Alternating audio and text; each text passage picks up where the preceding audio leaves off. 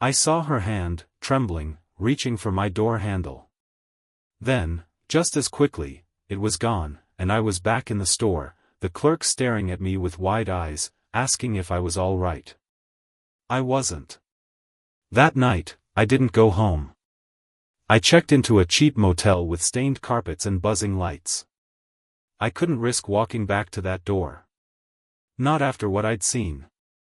But even in that motel room, I couldn't sleep. My eyes kept twitching, burning, pulling me toward the window. And when I finally gave in and looked outside, she was there. Across the street. Standing perfectly still under a broken street lamp, her face hidden by shadow. Waiting. And I realized, with a clarity that made me sick to my stomach, these weren't my eyes anymore. They were borrowed.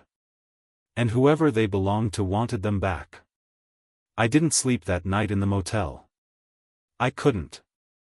Every time my eyelids fluttered closed, I saw her again, standing outside, head tilted at an unnatural angle, as though she was listening not with her ears but with her entire body. I tried to remind myself that she wasn't really there, that she couldn't have followed me, that it was all in my mind. But the truth is, I didn't believe myself anymore. By morning, my eyes felt swollen, heavy, but sharper than ever. I could see every crack in the ceiling paint, every dead insect caught in the fluorescent light above. I tried washing my face, splashing water into my eyes, hoping to dull the clarity.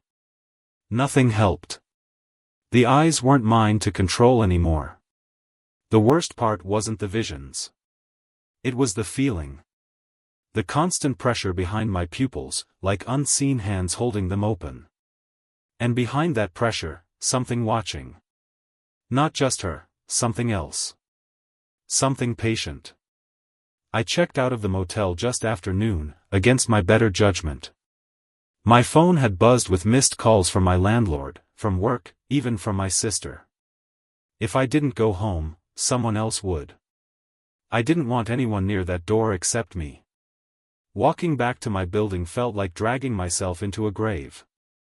Every step, my vision flickered, back and forth, as if I were sharing these eyes with another presence.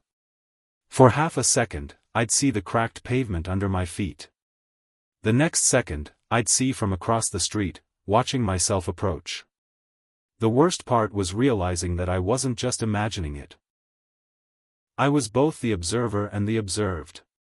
When I reached my door, I hesitated.